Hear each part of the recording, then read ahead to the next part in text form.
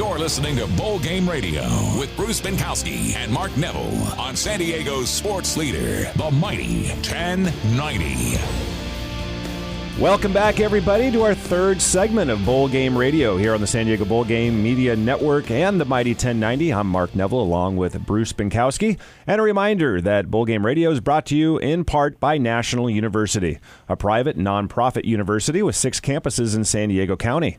And MJE Marketing, creative, connected, and always curious. Visit mjemarketing.com. And since this is Bowl Game Radio, we're talking about our 2 bowl games, the San Diego County Credit Union Poinsettia Bowl, which is Tuesday, December the 23rd, 6:30 p.m. kickoff at Qualcomm Stadium, and then the National University Holiday Bowl on Saturday, December the 27th, a 5 o'clock kickoff, Pac-12, Big Ten in that one. So we got 2 big bowl games coming up. Go to SanDiegoBowlGames.com for more information. Oh, by the way, at the National University Holiday Bowl, don't miss the Dr. Pepper Stater Brothers tuition throw contest during the third and fourth quarter breaks. 3 lucky fans will compete against each other to see who can throw the most successful passes into a giant Dr. Pepper can and attempt to win $100,000 in tuition. Visit drpeppertouchdown.com for details. So joining us still is the legendary head coach, longtime head coach at Texas, also at North Carolina, and many other stints out there as well, Mack Brown.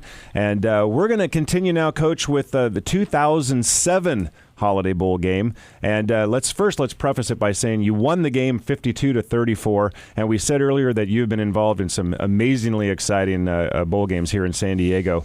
You've also been involved in some very exciting and interesting plays as well. In 2007, there was an interesting one. And that was against Arizona State. Against Arizona State. And you probably know what I'm talking about too, Coach. I'm not sure. No. All right. Well, you go back, Mark, to that year, 2007, and we're 2 years after the national championship. And we played well that year, but we lost 38-30 to Texas A&M in the last game. And in our time at Texas, we beat Texas A&M 10 times and lost 4. So it was a time where you didn't enjoy losing to Texas A&M because that was such a big in-state rival. And we were playing Arizona State. We were really, really excited about them because they had such a great team, and they had lost to SC and ended up more disappointed than at some point during the season. I love Dennis Erickson. I was close to him as a good friend when we were younger coaches. And we jump out 21-7 because it was a very important time to get our program back on track. And then we played great in 8 and then played for another national championship in 9. And we're ahead 21-7, best I remember. And there's a ball that is fumbled near our bench. One of our football operations guy, Cleve Bryant, Colt McCoy, and my stepson, Chris Jesse, reached out to try to grab the ball, and the ball bounced weirdly. It came back on the field. To this day, my stepson swears he didn't touch it, but the officials ended up saying that he did touch it. So not only do we lose the ball because we recovered the fumble and would go up 28-7, but they get the ball back, they get a penalty, they go down and score the next play on like a 4th and 3 or a 4th and 4, and get it to 21-14. At that time, I'm not sure who it was. I'm not sure who touched it. Well, by halftime, they've come to me and said, it was Chris they're talking about. And I said, you are kidding me. And we were so into this game, and we needed to win so badly. How could I get on any of our coaches or players who were so excited? They were jumping around on the sideline. I was having to try to keep them back. So it ended up working out well. Somebody even wanted to do a commercial with him to say, you want to get away? And, that's funny. He was about 20, I think, or 21, and he said, how much? And I said, no, keep your mouth shut, get out of here. Go get on that sideline and stay out of the way. But that ended up being a great game for Texas and for the Holiday Bowl and a lot of fun. In Chris's defense, Coach, there were, like you were saying, there were a lot of people that from your sideline that were on the field that could have touched that ball.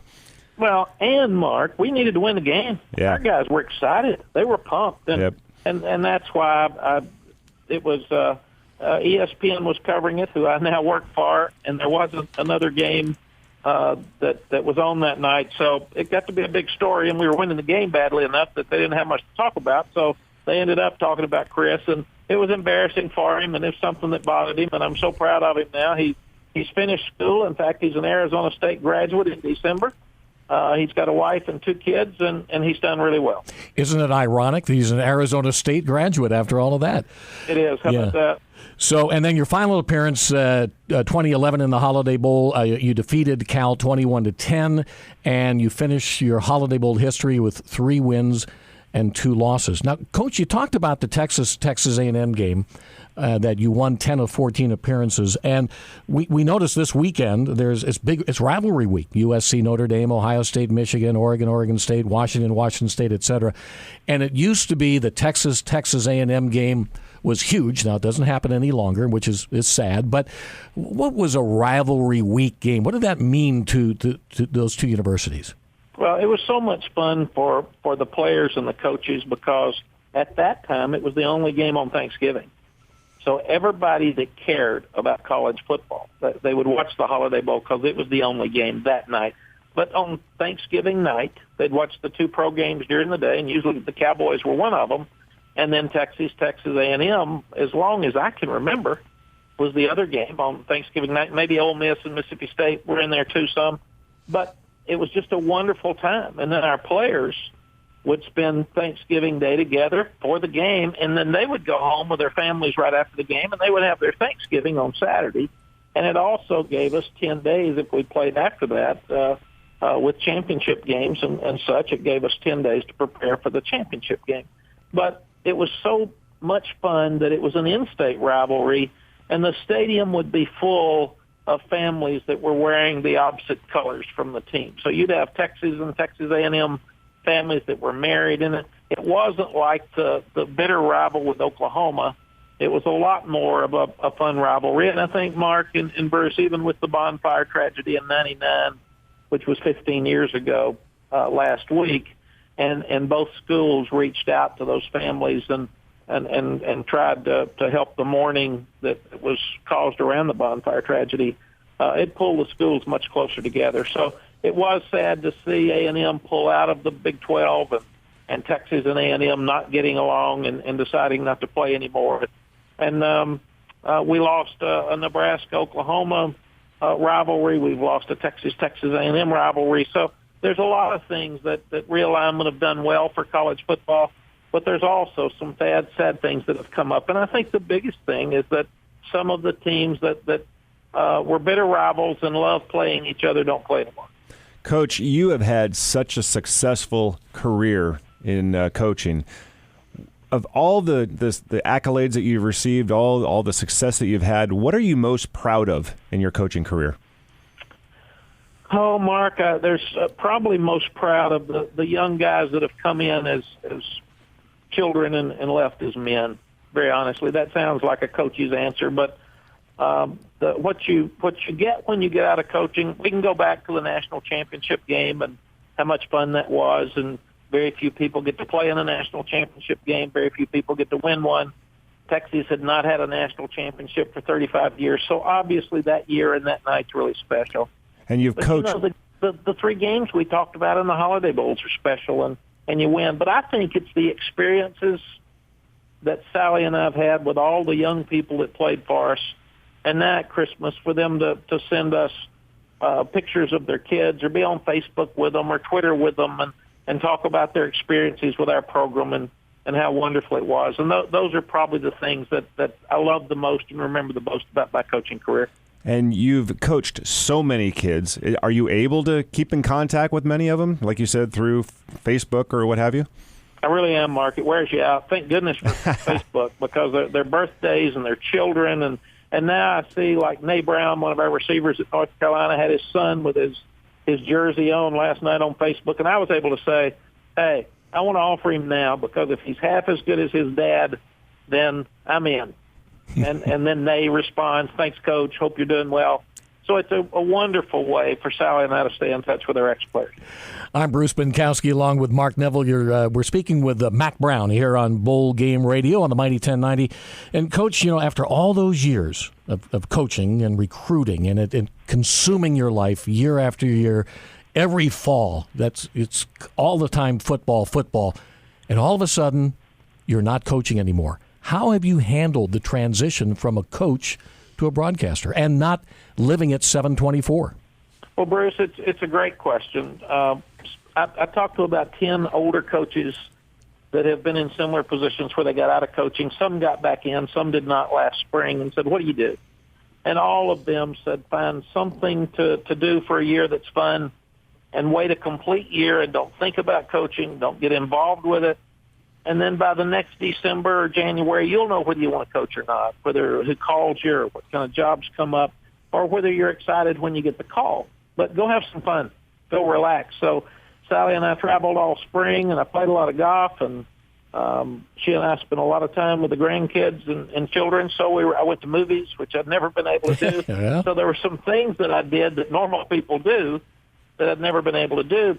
It was a lifesaver for me for ESPN ABC to call and hire me. And now every week I'm talking to coaches. I'm watching video.